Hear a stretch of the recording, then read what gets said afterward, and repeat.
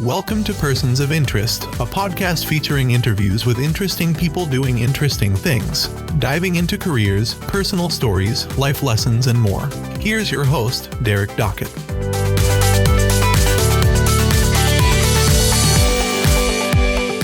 Persons of Interest podcast, back for another episode. In this one, we've got a TV guy who spent 20 years in Paducah, Kentucky, WPSD, formerly working doing the sports in Kentucky, but he's not doing that anymore. He's actually got a new adventure that he's working on, covering Murray State basketball. We'll jump into that. But my guest in this episode is Mr. Jeff Bidwell. Jeff, thanks so much for hopping on the podcast with me. I really appreciate you taking the time. Happy to be here, Derek. I guess I always like to dive into what led my guests into the field that they work in, but you're not in TV anymore. But I'm curious because the way media has gone, especially the last 5-10 years, and how digital media has redirected how things are handled, what led you to stepping away from TV after such a long time spent? I think the evolution of the business, and I guess the evolution is a fancy way of saying resources being stripped away. Yeah. When it became it just felt like I was getting too old for this, simply. That there's the part, I just turned 40, and which like to think I still got a few more laps to go, but at the same time, it's this, hey, I'm not getting home until midnight or beyond every night. And when you're 25, you're like, hey man, the night's just starting. Right. That's fine. Once you have kids and life just becomes busier and such, and that it was just harder. And as our resources, I think the resources were going to get stripped away eventually, just as time continued to go on. COVID, I think, accelerated that process a little bit. Our department, when I got there in 2002, we had 3 guys, and pretty sure our third guy was a part-timer. He worked 30 hours a week or so. And then after a couple of years, they made it full-time, which was great. After COVID, they eliminated that. So it was just 2 of us. So now I'm having to work. Once we got into basketball season and our Murray State coverage was really the tentpole of what we did all year, man, I worked every Saturday for 5 months. Yeah. And it just reached that point where it was like, I'm 48. I was at 47. I was like, I came here once upon a time because I didn't want to work weekends. And it was like, and so that's part of the job. You have to, there's always extra time, and that's fine. But when it became, I'm now just working Tuesday to Saturday, that accelerated in my brain. It's probably getting close to going. And I'd been tiptoeing for a couple of years, just trying to find a time when it felt right to go. And it just, but that was okay. It's time. Yeah. It's time. Yeah, no, I totally get it. It's perspective. I think we all are in different situations in life, and you hit that point where you realize, is it time to do something different? Is it time for me to look in a different way at how I'm approaching things? My daughter just 2 days ago, Friday, graduated from high school. Yeah. And that was the other part where it was, for years, it was every single school choir event, band concert, awards, this or that, 6:00 on a Tuesday night. And I was like, I had other places to be. And so I always told him, I was like, I'll be in the back of the room, but literally at 6:07, I have to walk out no matter what, because I got to get back. And it reached a point. I had a friend, one of my best friends in the business, that when we started together, and this was 25 years ago, that he was a little bit older than me, but he had said, there's going to be a point in your career when you are going to start missing things your kids are doing so you can go cover other people's kids doing things. And when you're 25, you laugh that off. But at 45, you're like, yeah, that's 100% the truth. Yeah. And it just reached the point of they're getting older. I'm about to, they're leaving the nest. And it was like, I just didn't, the litany of reasons, that was certainly towards the top, where it was like, I can't lose any more time with that. Yep. Totally get it. Let's rewind and go back 20 years. Right. Were you always in TV? Did you have different career options coming before you jumped into that, or was that it and you stuck with it? I'm curious about how you landed there and just how you made your way into getting into the TV news business. I don't ever remember a time. I think I was always, and I use this phrase as loosely as possible, I was academically gifted in the kindergarten, first grade area. It was like I was the first kid that could read. I was the first kid. I was really good at math. And so, of course, my mother thought, hey, he's going to go be a doctor. That was not going to be the case. But I don't ever remember a time wanting to do anything else. My sort of wheelhouse of growing up and a teenager, late 80s, early 90s, it was like people want to slam it now, but people don't realize what a cultural phenomenon SportsCenter was 30 years ago. And it was just like, I want to do that. Yeah. That is just, I want to do that. And I think it was my senior year of high school. We had newspaper and I did the newspaper and I was like, I like this a lot. And I felt like I wanted to go into journalism. And then when I got the brochure from Ohio University, and it's our journalism school, we have certain paths you can take and you could do newspaper or television. And I was like, that's it. And so it was all about it. And once I realized that was a path you could take, there was never any other thing to do for me. Do you ever find it difficult? I know a lot of people not necessarily made for the camera. They get used to it. They work their way up to it. Some are natural. They just get on and just start going. Was it ever difficult for you? Is this once you knew you were doing it, you knew you found what you were looking for? Yeah, the biggest difficulty was just getting to those classes. Those first couple of years, I was not, again, I guess part of my being academically gifted, I was able to graduate from high school with a 3.8 or something, and I never lifted a finger. So it was like, went to college with no study habits whatsoever, and then went through the meat grinder for a couple of years, all the basic classes, and thankfully was just able to survive that. And then once I got to the year 3 and you're able to, okay, now we can start taking these journalism things, it was like, okay, I was made to do this. But no, I wasn't. The difficulty was, I always tell people, kids, when they're interns and so on, when they were starting, that it's like whatever on a scale of 1 to 10, whatever you are, your personality is, you've got to, when you get on camera, if you're normally a 7, you've got to turn it up to a 9, because if you don't turn it up, your 9 will come across like a 7. If you're just you, it's like a 5. Right. So that was the problem that I could never, I say never, it just takes a while till all those sort of synapses fire properly, and you're like, oh, okay, I've got to crank me up a little bit to come across, normal, I guess, on TV. But once you get that, I was so enamored with the job. I really was. And then unfortunately I couldn't get a job. And that was even in 1998, I graduated on a Saturday. I had a job interview in Junction City, Kansas on a Monday, which is 10 minutes from Kansas State, and they were going to pay me $13,000. And I, of course, thought that was awesome, because I'd never made $13,000 in a year before. That seems like a great idea. Didn't get that one. Then I had an interview in Rome, Georgia, and didn't get that. I was the bridesmaid both times, and I ended up going to Augusta, Georgia, and I ended up doing news for a couple of years as a news producer, just to get in the door. And as it turned out, the sports director was an Ohio University graduate.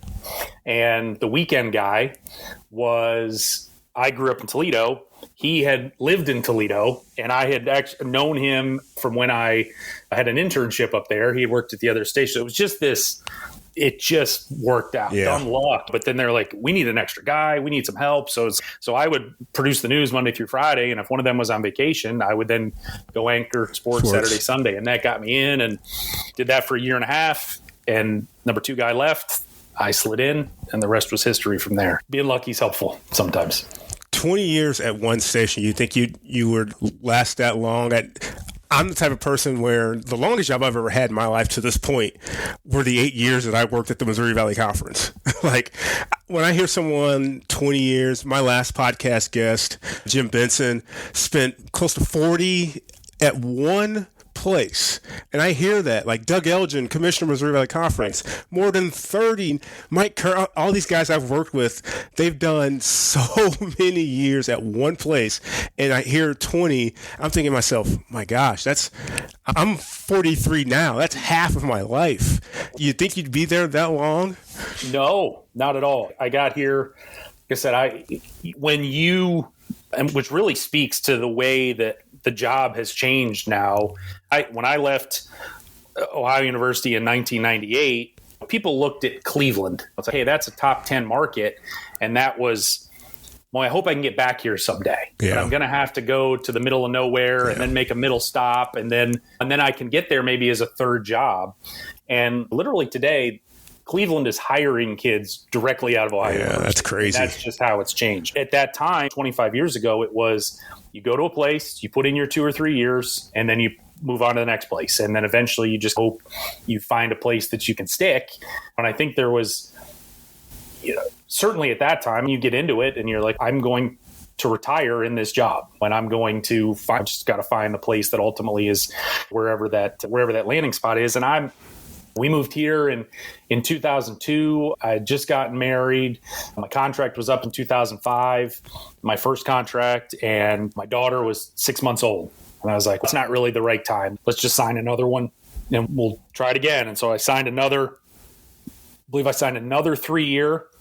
And in 2008, my son was 3 months old. I was like, the timing's just not right. And then 2 more years later, it was the third kid has been born. And it was never the right timing. And then you reach a point, you're like, well, I've been here 10 years now. Yeah. And this is almost, and it's been years since this has been the place I've lived longer than anywhere in my life. And so it becomes home. As much as you want to call other places home, it's like, this is home now. No, I had no plans to stay here. I thought this was, when I left Augusta, I had 3 goals leaving Augusta. I wanted to work Monday through Friday. I wanted to make more money, obviously, and I wanted to be closer to home, to Toledo, where my parents were. And so when I saw Paducah, Kentucky, I was like, Kentucky's attached to Ohio. This is awesome. This will be great. And then I looked at a map and I was like, it's Missouri, basically. So it cut some time off, but not maybe as much as I wanted. But that was then still, if I was going to leave, I wasn't going back to weekends. Yeah. I obviously needed to have a better financial situation. And now I've cut the country off where it's like I need to go northeast, and jobs were getting cut, and sports departments that were once 6 were down to 3. And it was just like, it just never worked. It just never worked. And that was fine. It was like, I got a good thing going here. And it was certainly, the mindset had to change as time went on, definitely. I've connected with a few some local sports guys that are, some still in the business here in St. Louis, some that have come and gone, left. They're still in the market, but doing just radio or something else. And what I hear when I either have had the opportunity to talk to them on this podcast or just in passing, that they really enjoy telling the stories, especially the ones that are not always covering the pro guys. I imagine in that market, not a large market, that you have the opportunity, you talk about Murray State all the time, but you're also covering the high school kids and things like that. And you probably have had the experience of hearing the appreciation of, oh, that's so awesome. Thanks for doing this. Oh, that story was great. You have an example, something like that, one of those stories that's, when someone asks that question, it's the first thing that pops in your head of, yeah, that one, that hit home, that was a good one. A story like that someone just, it made their day, it made their moment. Yeah, I think back to, and it was actually it was an example that I used a lot with when I would talk to younger kids getting into the business. When it was right before I left Augusta, that I was there to just do a preview on a baseball team that was going into the state semifinals. And it was so how do you feel? Blah, blah, blah, blah, blah. But then as I was going along, you started hearing them referencing this kid that they just kept bringing up just by name, didn't really talk about, just kept, we're playing for Jimmy and this, that. And it became like, who's Jimmy? And he was a team manager that had gotten leukemia and had died 2 years earlier, that they were still, and he was just there North Star that they were all been friends with him forever, and they were playing for him. And the lesson for me for the kids that I talk to about it is that's the most important part about listening, that you're not just waiting for them to stop talking so you can ask the next question. It's like that you just have to hear that. But it was one of those sort of accidental things that was not the reason I went to do that story, but then it meant a lot to that family to have their son who'd passed away a couple years ago be remembered again. Yeah.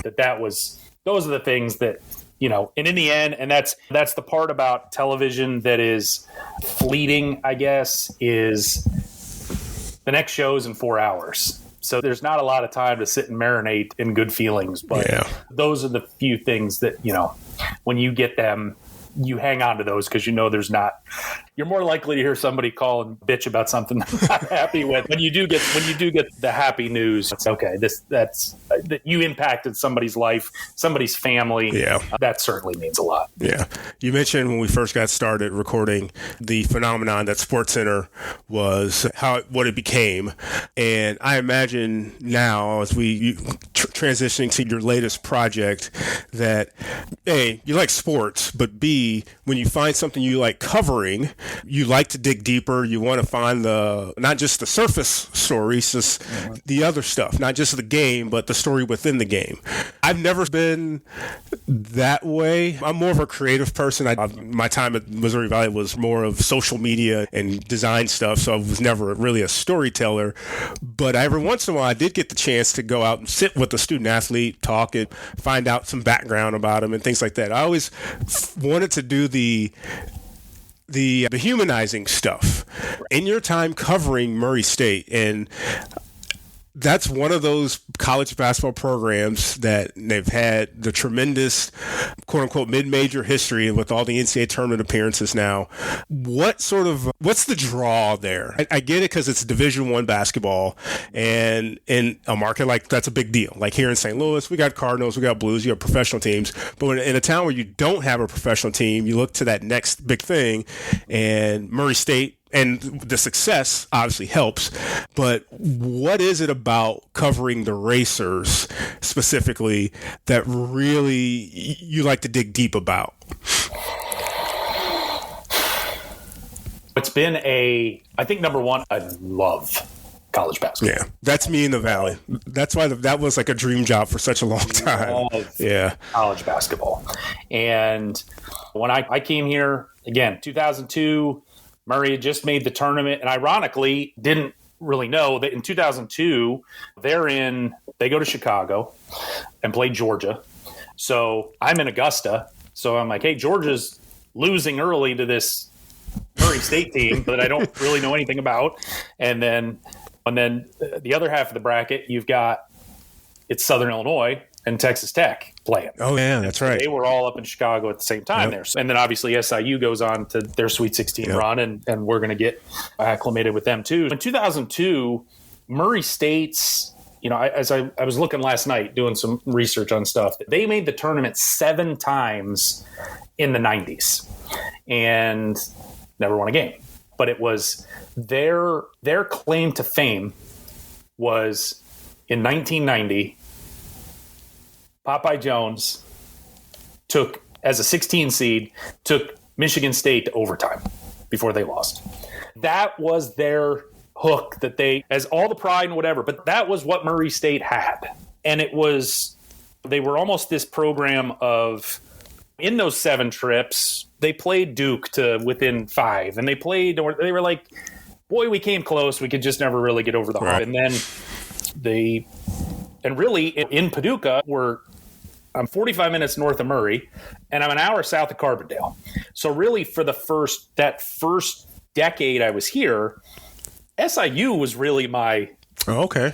They were the guys we were all in, because at that point there's no ESPN Plus. It was like, so if we didn't, obviously they went to the tournament from 02 to 07 every year, and they're a top 25 program, and they're winning games, they're getting the Sweet 16. It was like, if we didn't go to Carbondale, we did not have visual proof the game happened. So that was just the era. And Murray in 04 and 06, they win, but then they went through this complete rebuild for 4 years. And while that rebuild's happening, SIU is there. And then it just worked out where SIU took a step back, and then Murray, they beat Vanderbilt on the buzzer beater in 2010, and then they're just off and going. Yeah. And we recalibrated our coverage where it's okay. Murray, we're all in on Murray, and it was easy on some levels because SIU had really taken several steps back. Yeah. And in the end, they're in Illinois. They got people covered up there. We're not really denting that. But short story long, that on top of the love, when you are sitting in San Jose and I'm sitting 20 feet away from Danero Thomas, who hits this buzzer beater to give them their second ever tournament win to beat Vanderbilt in the first round, that just lit this fuse inside me for some reason that I was like, okay, number one, that's the coolest thing I've ever seen my eye. I'm like, buzzer beaters are awesome. But it's like when it's your guys that do it, and you're like, we've been all in with these guys forever, and it was just awesome. And then it just kept going. 2 years later, they're top 10 in the country, and it's got this kind of down. I want to say down home. They're trying to change a little bit now. And we're working through that process together. That's like, all right, we're in the Missouri Valley. We need to handle this like a little more of a bigger time program in terms of, because it used to just be like, hey, come on in and just come on in. Yeah. So we're happy to have you here. And it's like, all right, we got to put some barriers up a little bit. But I don't know. It just, it became, this last decade was just stupidly good. Yeah. And they hooked you. Yeah. And that was part of the way I'd really maybe like to get out of this job. And then you're just like, okay, they win a buzzer beater in 10. 2012, they go 31-2, and they're top 10 in the country. 2015, they win 25 in a row. 2018 and 19, some kid named John Morant rolls in. And it's just, it's phenomenal theater in this off-Broadway place, and I just couldn't get enough of it. I just could not get enough of it. And that leads us to your latest project. You just launched Racer Basketball? RacerBasketball.com. Yep. I guess before I go there, we just wrapped up. It's May. I'm in college basketball withdrawal. I hate it when the Final Four ends because I don't mind NBA. I don't mind anything else, but I'm like you. I'm college basketball. When I rank my favorite sports, it's specifically college basketball is number one for me. So I'm like, I don't get into recruiting a whole lot, but I'm just pretty much counting down until October and hearing about basketball practice starting. But we can always live in the past, and the Racers just joined the Missouri Valley. They went through their first season. I guess from your perspective, you didn't have to sign up, but you're watching, you were covering just as much anyway. But your take on your impression of this season in the Valley, and then how do you think the Racers fared? I know standings, we can look at that, but just how they acclimated to the league, because I can tell you, so my time in the Valley was 2010 to 2018. I left the Valley before the Arch Madness of 2018, so before Loyola goes on the Final Four run, and that was a league of change. There was Creighton leaving and Wichita State rise. It was always Creighton and Wichita. You probably know all this, being in that area. And just the Valley's always been this league where here comes another team and up and down. And then you just had a stretch of dominance of Creighton, Wichita, and then Loyola. The Racers, I think, are a great fit. I think in all the rounds of realignment, it's one of those ones where, man, it works. I'm curious to know if you think, A, it worked or it will work, and B, how do you think just this past season, ups and downs notwithstanding, but how they think they are acclimating into their new league? I think firstly, it was a great ad for the conference from a standpoint of just simply attendance. They led home attendance. Yes, absolutely. Which is, you don't want to go in there and bringing in 1,200 people a night. And I think there was now. That's only going to continue if they're going to win games as time goes on. But I think that they reached a point of, Murray didn't win every single year in the OVC, but they won a lot. And it reaches a point of, in all due respect to those programs, but it was like, oh, Eastern Illinois is coming in, or Edwardsville's coming in, or Tennessee Tech's coming in. It was just a level of inevitability with those teams, and it just couldn't be Belmont or Austin, these rivals coming in where it was, okay, there's a different air in the building. But it felt like there was a different air in the building this year pretty much every night, because it's just, there's a newness. I've heard of Drake, but I haven't really seen them. And I've even the bottom tier team, the Illinois States, and it's new this year. And so I thought that curiosity was good. And again, people showed out for a team that was 17 and 15. It's like they start getting to 22, 25. There'll be 7,000 in there every night, and that'll be great. I think that there's, last year was a challenge from the standpoint of Steve Prohm comes back and literally there was a point last year where he had no players on his roster. I was going to say, pretty much a roster rebuild. It was zero. When he had one kid that came back, DJ Burns, who went into the portal, and he basically told all, just go to the portal, figure out what's out there, and if you want to come back, we can talk. And that ended up being one. So he had to go sign 12 guys. Nuts. And I was looking the other day, it was mid-May last year, and I think he had 4. Wow. It's really, you're just grabbing anybody with a pulse trying to fill a roster out. And it made it, Steve has he has a plan, and he has his way and his infrastructure that he wants to build. But it's like, it was a lot of square pegs, round holes last year, because you were just desperate to fill out a roster. And so I thought to go 17 and 15, I thought to get to Friday in St. Louis I was like, okay, you did what you needed to do through the first year. Yeah. And I think that it's going to take a couple cycles, because obviously size and so on it's different in the Missouri Valley. But I've also seen Murray's played Valley teams forever. Now, it may not be, hey, they didn't go play Creighton in their heyday or Wichita in their heyday, and it was probably ultimately bottom tier just from geographic standpoint, but they've played Illinois State and Indiana State and SIU and Missouri State, and they've done fine. So and that was in the days of you recruiting for the OVC. It's just now, it's just a matter of, can you win 19 next year? And then maybe win 20 the next, and just start building this thing up. I think that the support's here. I think that from a league standpoint, I think that if Murray can get to Saturday, you're going to really see, you'll be like, okay, this is what everybody's talked about. Yeah. That when several thousand roll into St. Louis on Saturday, it's like they played Belmont in Jaws' senior year, or sophomore year, I guess, his last year in 19 in Evansville.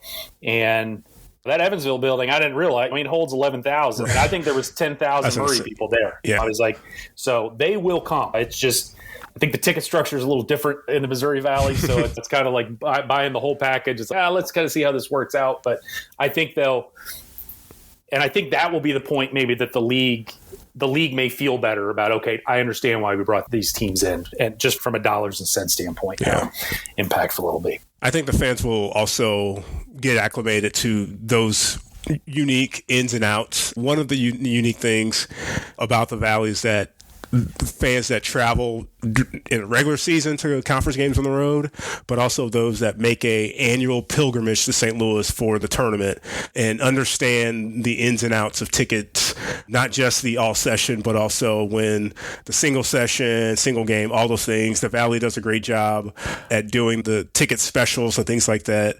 And I think they'll start to learn those things. That's something that's happened before my time in the Valley that they've done tremendous. And the fans probably got used to it now with the TV package of tournament commercials running already in December, January. They're going to start getting that tournament in your head, and you will not stop hearing about it, because that's how it works. Yeah, it's a great fit. Belmont as well. I think that duel of teams, of programs there, will make it ultimately a fantastic league especially once they all get clicking. And make no mistake about it, especially in terms of the conference tournament, Carbondale SIU, Illinois State, Bradley, when those teams are clicking, it's a very fun time to watch and be a part of it. As a Missouri State guy, I'm hoping that eventually that team in Springfield will get its act together as well, and they can make some noises at the same time. But I think NIL and transfer portal notwithstanding, my goodness, the future could be really bright if things could go to fall the right way,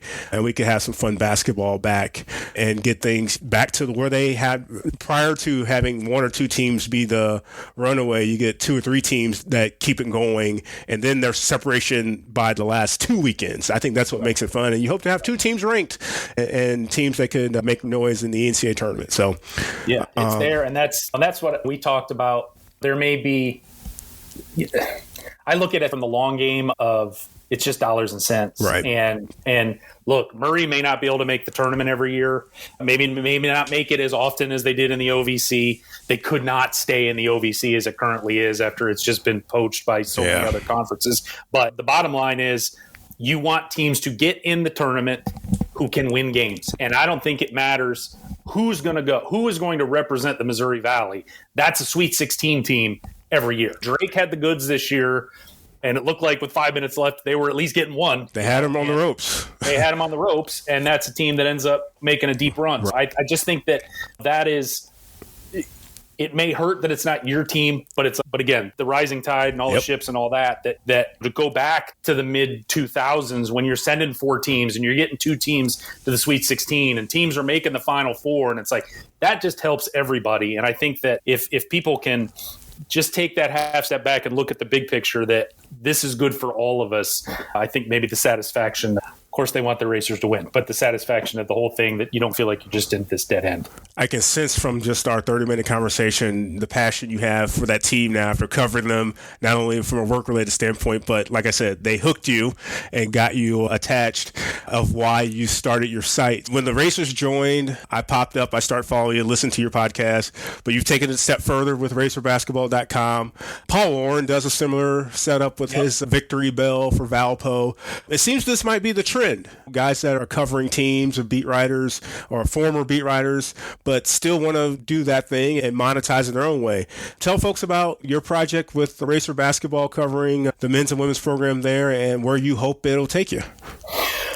I had to wait out. I finished TV on March 31st of 22, and so I had a 1-year non-compete clause, so I had to, as much as I was ready to go right away with all of this, I had to ride it out. And that's why when you first started listening to me or whatever, that was me just keeping myself out there, I guess, from a free standpoint of, I didn't want to just fall off the map for a year and then be like, hey, I'm back, let's go. It's a great way to do it.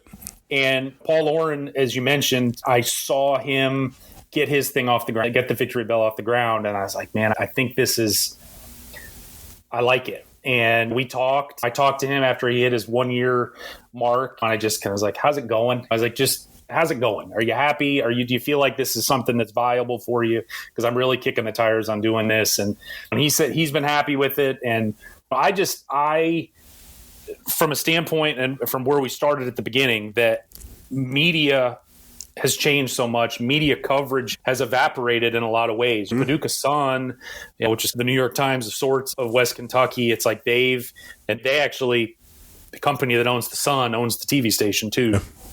But they have really cut back on sports coverage. They've gone more hyper local, and they don't really worry about Murray. And so until Murray State 2 years ago got into the top 25, they were just running AP stories. They weren't even going. So it's like they've almost gone away. The Murray Ledger, which is that's the main paper in town there, they are cut way back. And so it's like they have one sports guy, and it's like he's trying to cover 4 high schools and everything. And then the TV station, obviously they do what they can during the season, but now that when we were in the OVC, they were in the OVC, that we went to every game. But it was like most every trip was 2 hours, maybe 3 hours, and we could just drive over and come back, whatever. Now, Northern Iowa's not a round trip, and Valpo's not a round trip, and so they're not going to as many games. So I just felt like there was this media void, and I felt also that there is enough meat on this specific bone, especially with the men and the women, that this can be a year-round And that's my goal from the start. I was like, we can have coverage every single day, something, every single day. Obviously, the seasons, that's a walk in the park. Right. It's like the other 7 months, I'm like, there's still a lot going on. And I just felt nothing else. I just look at myself as I'm a newspaper. I'm a one-topic newspaper. If you go to the New York Times.com, they let you read a couple stories, but then they're going to have to ding you for a subscription. And I think people have been understanding of that, and I've been appreciative of that I'd love to do it for free, but it's at some point. Your time's valuable. Yeah, and it's time. And look, Murray's 50 miles away. Gas isn't cheap either, driving down there. So if I can just make enough money just to put gas in the car and have a little extra, that's great. I'd love to get rich off this. I'd love this to be the only job that I ever do. But at the same time, I've been super happy with the support that I've gotten on the first 3 weeks of May. We're as far away from the season as you can be, and people are jumping at it. So I've been super thankful about that. And like I said, Paul he was the one blazing trails for me. And I was like, man, I think this can work, and let's go for it. So far, so good. I wish you the best of luck. I love Wyatt Wheeler's work. He covers Missouri State for Springfield Newsletter. Just like you said, he's a one-man sports department covering everything in Southwest Missouri high school. And he's got not just Missouri State, but there are other colleges down there too that have some sports that are itching for coverage. But notwithstanding, I'm a Missouri State guy. I love college basketball. I'd love for there to be something similar to that for Missouri State. But yeah, good luck, man. I'm sure it'll be fantastic and great, and especially once the season rolls around. It'll be nonstop. You'll probably be as busy as you ever need it to be. I hope everyone checks it out at racerbasketball.com. Give Jeff a follow at AKA Jeff Bidwell, I believe. That's the one. I know, and for some reason, I know most folks' Twitter handles off the top of my head, but that tells you why I'm probably on social media too much, even when I don't have to be. But anything else you want to plug? Have folks hop on Racer Basketball and subscribe or podcast, and you've got all kinds of recruiting news. You've got men's and women's basketball covered at your site. Yeah, we're trying to, like I said, I thought when I started that the women would be, because they're just getting no coverage, right? I mean, basically just none. And I thought maybe in the end, this is just going to be an 80-20 thing or 90-10 even, and we'll just figure it out. And then I'm telling you, after a couple of days, I was like, yeah, this could really just be 50-50. And it's going to be, there's this Venn diagram of everybody loves the men, but there's a lot of fans that like the women too. And it was like, and so I thought that, especially if we're able to throw women's stuff on here, that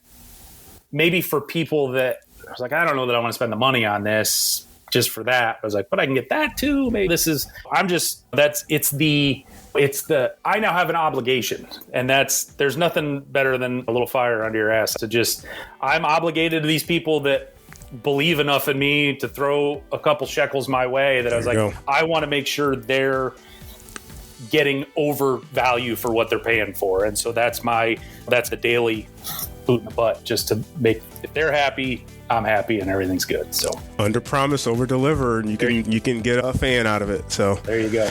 Jeff, thanks so much for visiting with me. This was fun, man. We'll have to do it again. Yes, sir. Thank you, Derek. Thanks for listening to this episode of Persons of Interest. This podcast is a personal project with the goal of sharing stories that might inspire others to create their own path. If you enjoyed this episode, please leave a rating and review on your favorite podcast platform. If you have a guest suggestion, you can reach Derek on Twitter at @DDocket. This has been Persons of Interest.